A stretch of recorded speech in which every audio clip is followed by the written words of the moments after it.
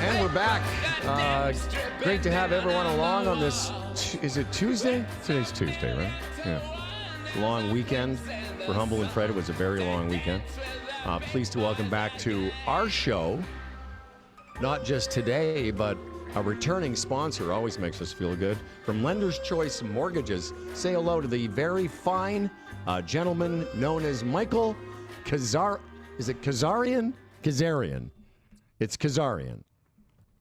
And it is Kazarian, It yes, is Howard. Kazarian. Oh, I see. I see. We've met before. Oh, have we? Yes. This is my new bet with Mike this year. Is every time I see him, I go, "Is it Kazarian?" And he just looks at me like, "Okay, that bit was funny, maybe an hour, but later I'm tired of it." Michael.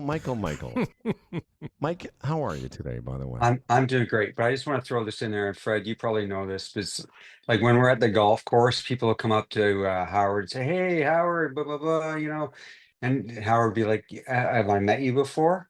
And they'll be like, "Yeah, we played golf, a month ago." Yeah. yeah. All right. So, All right. anyways. And he's serious, or is that a bit? Like he really doesn't remember?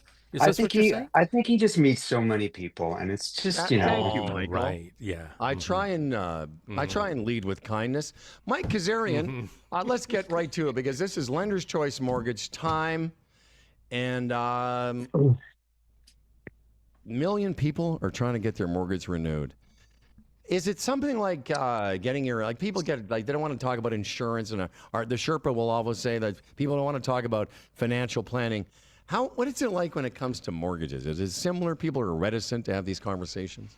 They are, and I think the difference between mortgages and financial planning is like with financial planning, like you don't need to get documents. You're not doing an application. Maybe you are filling out some questionnaires and stuff to figure out, your investment strategies. But when it comes to mortgages, people have to get their pay stubs. They have to get letters of employment. They have to fill out an application. We have to do credit checks. If you're self-employed, we need other additional documents. So yeah, people are definitely they don't like to do it. It's not fun.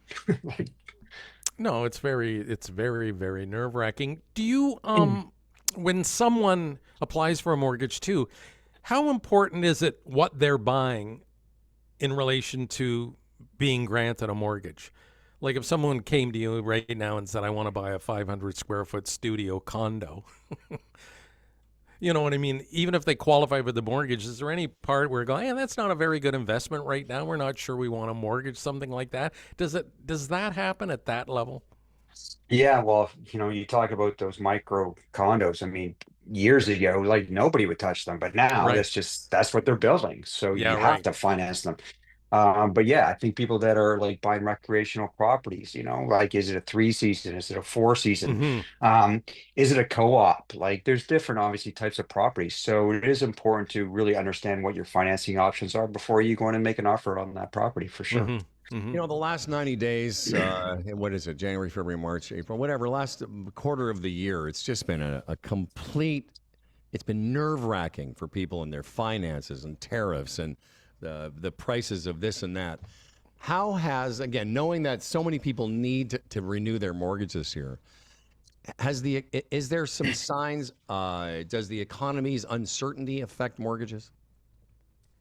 Well, absolutely, because the uncertainty is affecting the bond yields right now. So, and the bond yields affects the fixed rate mortgages.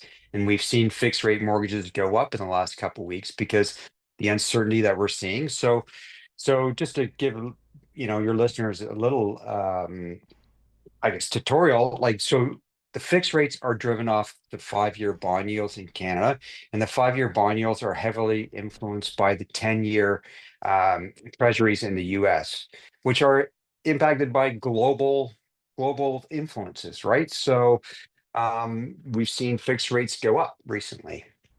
And people are like, "Oh, I thought rates were going down." Hmm. Y- So, yeah. So fixed rates are going up. Are variable rates? I've got two quick questions. Variable rates, what's happening to them, and what do you recommend? Great question. So yeah, the variable rate discounts that we've seen have actually decreased. So if we were getting prime minus 60, prime minus 70. Now we're getting prime minus, they've come down. So we're getting like prime minus 45, prime minus 35. So the discounts that you're getting on variable rate mortgages are lower than they would have been 2, 3 weeks ago, for sure. So what do you recommend? It all depends on the borrower, right? So Mm-hmm. I need to have those questions, or have that discussion and ask the questions and find out what their risk tolerances are. And then whether we go 25-year or 30-year amortization, that's something else that we need to look at. So what I would say to people though, Howard and Fred, is that people leave things to the last minute. Again, your mortgage is coming up for renewal. You have 90 to 120 days, like prior to, like most lenders will lock in a rate, 90 to 120 days. So I would say if your mortgage is coming up for renewal, 6 months from now, start the conversation with whoever, with your broker, with your lender, try and get something locked in, and I wouldn't sign anything until you know where rates are going, right? So you can do that. You can get locked in, but not sign it, hoping that by the time it's due, per se, it's down even further, and you can sign for something lower, What a even great though question. even though you're locked in. Okay.